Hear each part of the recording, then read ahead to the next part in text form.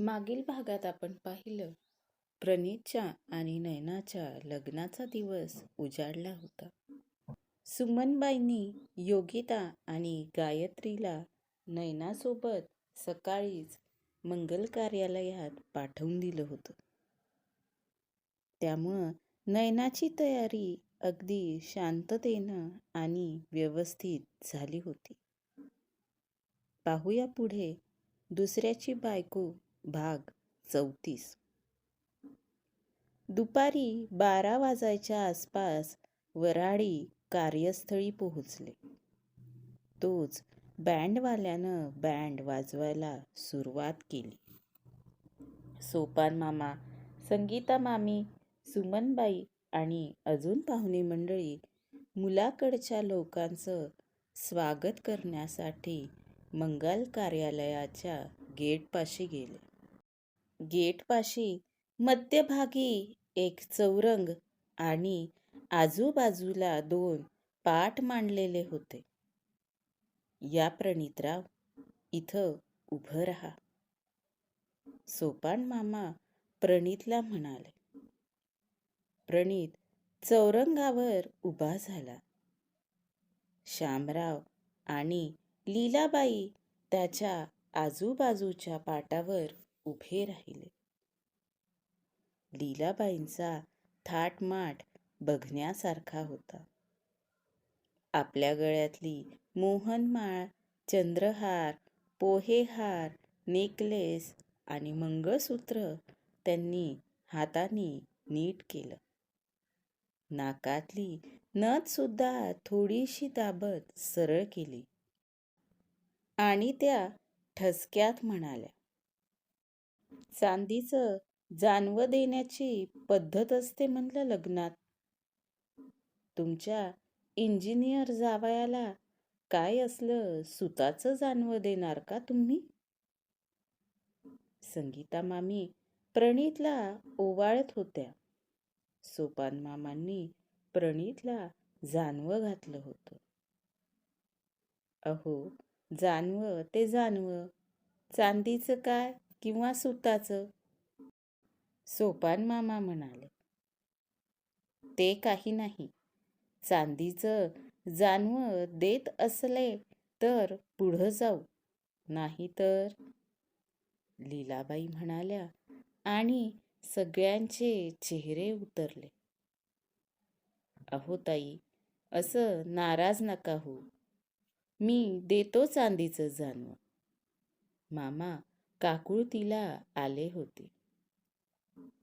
नवरदेव बोहल्यावर चढेपर्यंत आणून द्या, लीलाबाई तोऱ्यात म्हणाल्या आणि पाटावरून खाली उतरल्या. मामा आणि मामींनी सगळ्या लहान मोठ्या वऱ्हाडी मंडळींचे पाय धुतले. सर्वांचे हार घालून स्वागत केले. सगळेजण कार्यालयात आले. त्या एवढूशा चांदीच्या तारेनं काय होणार आहे? उगीचच त्रास देतेस त्या लोकांना. आता अजून काही लांबण लावू नकोस, शामराव लीलाबाईंना म्हणाले. तुम्हाला कळतं ना सगळं? मग गप्प बसा. इथं 4 लोकात तुमचा अपमान होणार नाही एवढं बघा, लीलाबाई रागानं म्हणाल्या. तू कधीच सुधरू शकणार नाहीस, शामराव लीलाबाईंना म्हणाले. लीलाबाई मोठे डोळे करून त्यांच्याकडं बघत होत्या. मामांनी सगळ्यांना वरपक्षाच्या खोलीकडं नेलं. गाडीतलं सामान काढायला मामाचे सगळे मित्र गेले होते. त्यांनी सगळं सामान वरपक्षात आणून ठेवलं. सोपानराव, एवढ्या गरमीचा AC हॉल तरी बुक करायचा होता ना, लीलाबाई चेहऱ्यावरचा घाम टिपत म्हणाल्या. गावात AC हॉल नाहीये. या हॉलमध्ये कूलरची व्यवस्था केलीये मी, सोपान मामा म्हणाले. तुम्ही फ्रेश व्हा, खाली नाश्त्याची तयारी झालीच आहे, संगीता मामी म्हणाल्या. अहो, एवढ्या उन्हात आलोय, सगळ्यांना थोडं थंड काहीतरी पाजा. कोल्ड्रिंक्स का काय म्हणतात ते तरी पाजा जरा, की नुसत्या कोमट पाण्यावर भागवायचं, लीलाबाई म्हणाल्या. मामांनी ताबडतोब त्याच्या मित्राला खिशात होते तेवढे पैसे दिले आणि कोल्ड्रिंक्स आणायला पाठवलं. पाहुणे मंडळी फ्रेश होऊन नाश्ता करण्यासाठी खाली गेली. लग्नासाठी बोलवलेले सगळे गावकरी तोपर्यंत कार्यालयात हजर झाले होते. एवढा भिकारडा उपमा तुम्हीच खा, लीलाबाईंनी उपम्याची प्लेट दणकन टेबलावर आदळली. काय झालं ताई? मामा तिथं आले. असा उपमा असतो का? काजू बेदाणे दिसताय का कुठं? लीलाबाई म्हणाल्या. मामानं आशाळभूत नजरेनं ताराबाईंकडं पाहिलं.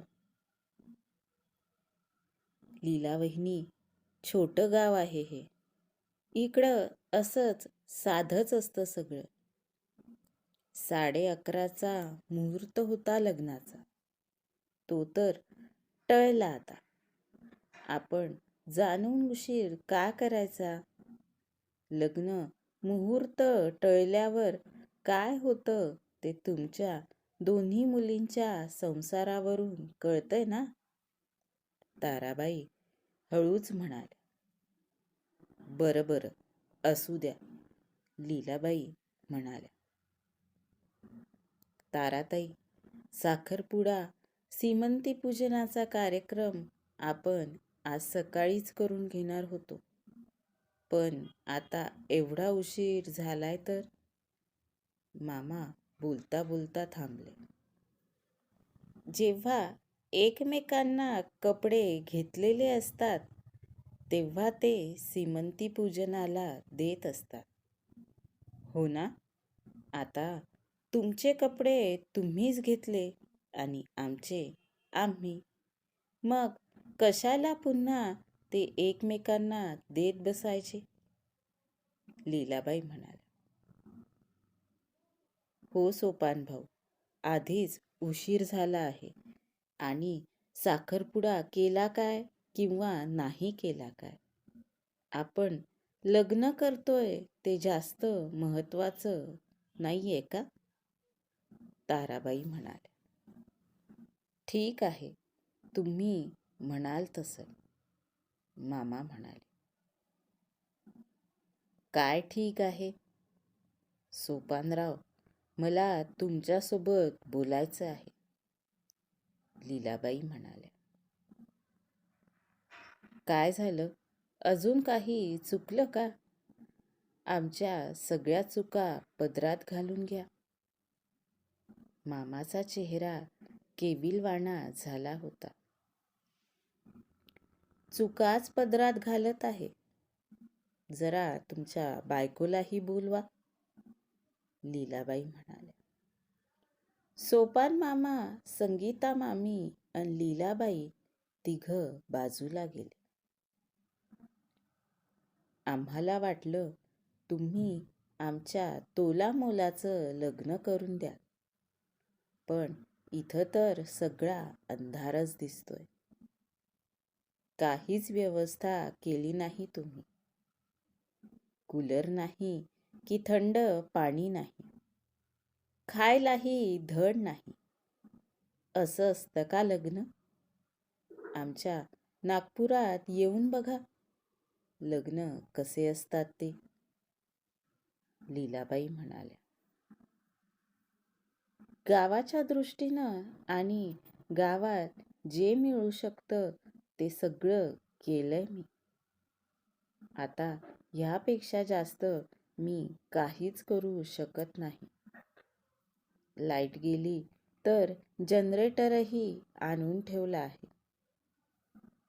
AC हॉल इकडं नसतातच.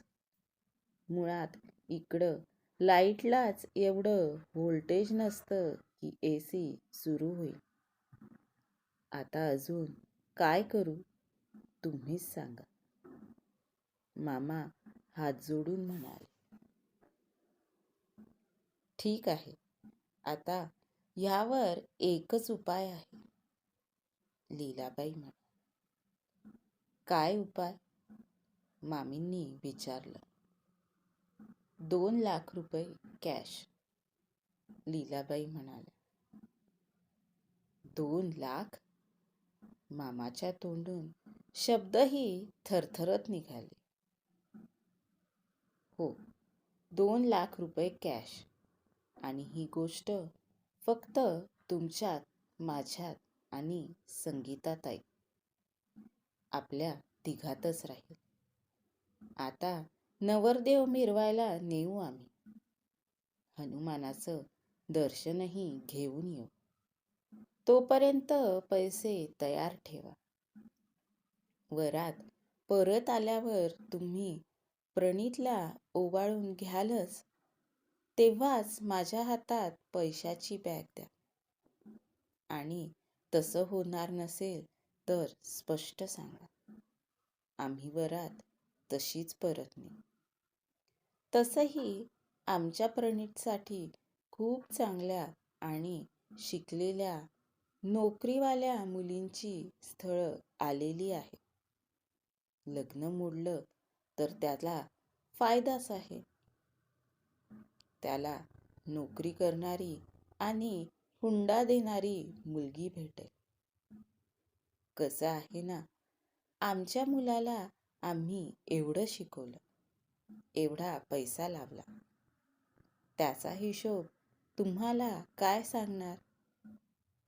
इंजिनियर मुलांचे भाव किती आहेत तुम्हाला माहिती आहे का? आमच्या प्रणीतला काय कुणीही भेटेल.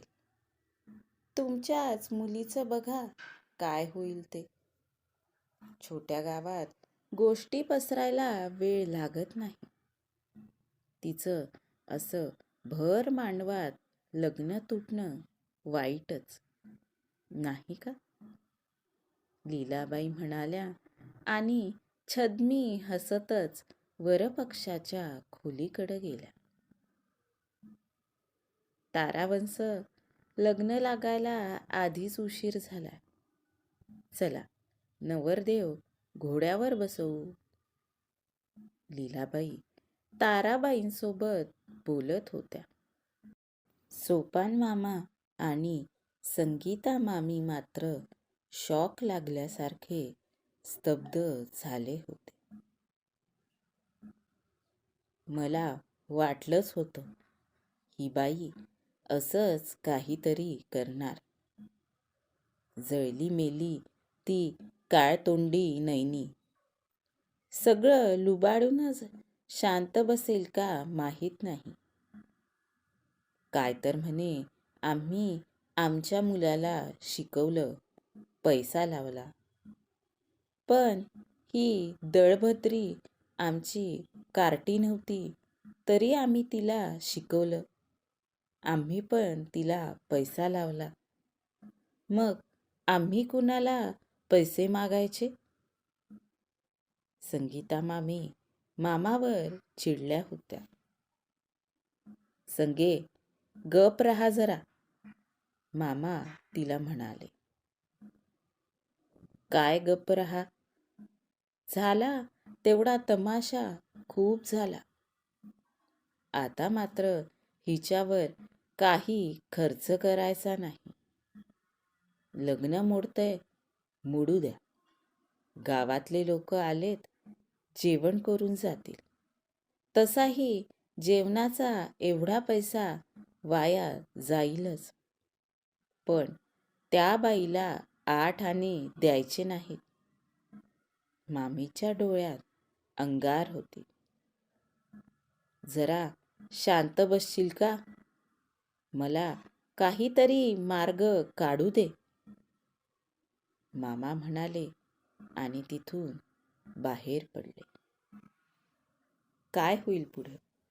मामा लीलाबाईंची मागणी पूर्ण करू शकतील का? पाहूया पुढच्या भागात. आजचा भाग कसा वाटला कमेंट करून नक्की सांगा. धन्यवाद.